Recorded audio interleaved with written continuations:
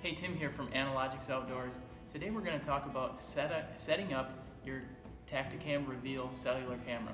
I want to start off by saying it does not matter what type of cell phone service you have.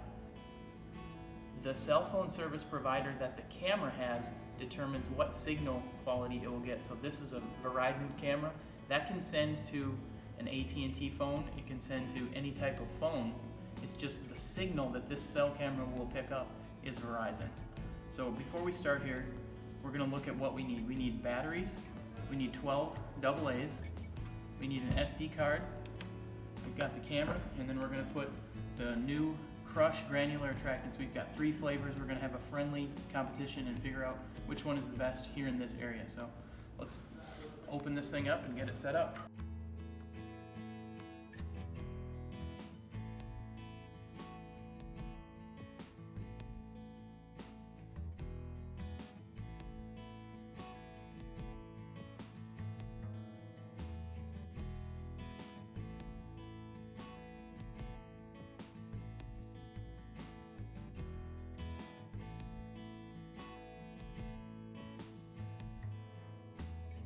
Okay, so that's ready to go. Now we just need to download the Tactacam Reveal app, and we're going to find that on the App Store or whatever app purchasing program you have on your phone.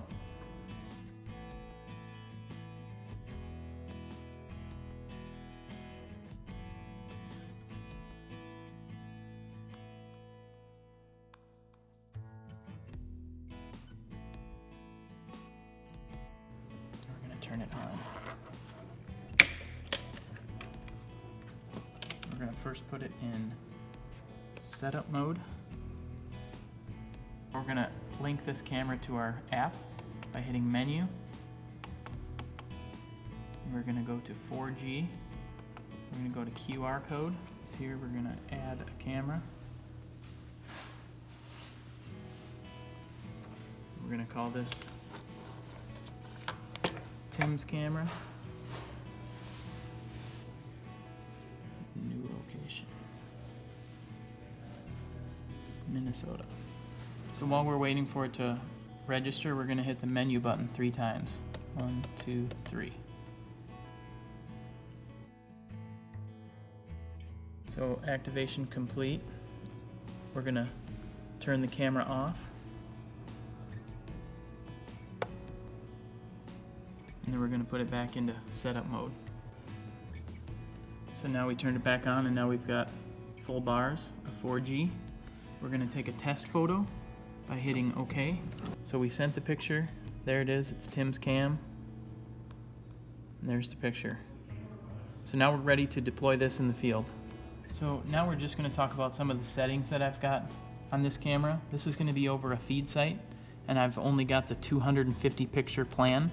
So what I've done is I've set the delay under PIR and then delay.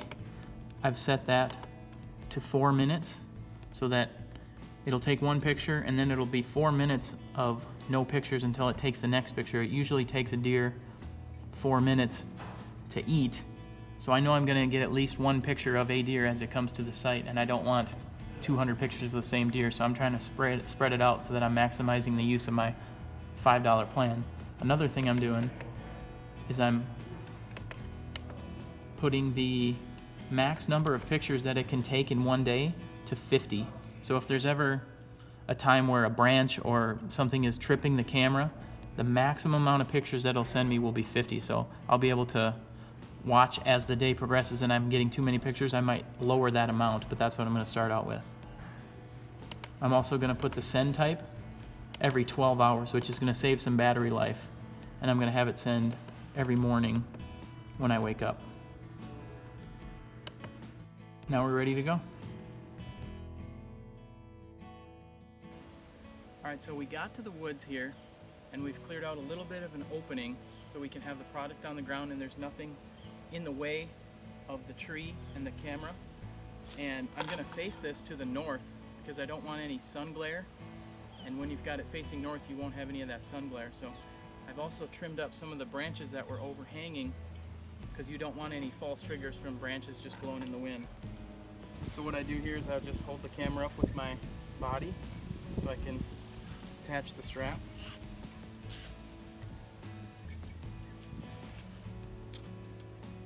Okay, so now we're gonna put the camera into setup.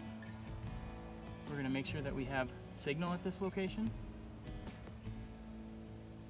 And here in southwest Minnesota, we don't have a lot of topography, but if you've got a lot of hills, you wanna make sure that you can get to the top of the ridge, because there you'll get better signal than down in the valley. So right there, we've got full signal, 4G. So I'm gonna flip this to on.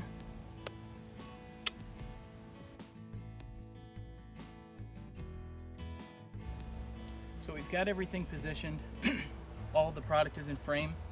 Now we've got this extra strap. We don't want to just leave this because every time the wind blows, it could trip that camera. So what I like to do is just tuck it in behind the camera, wrap it around several times.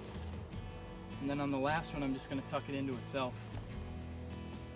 We're gonna push that through there and then bring it over where it's tight.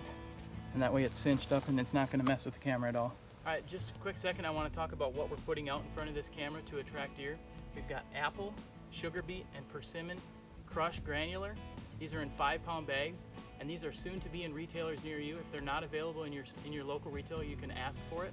But these are going to bring in deer, and we're going to get pictures tonight. So we had to take a picture, and we realized that the piles were just a little bit too low in the frame.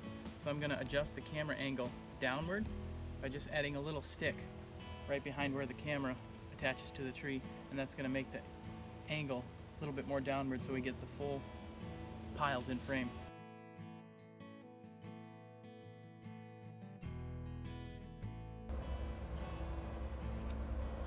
There we go.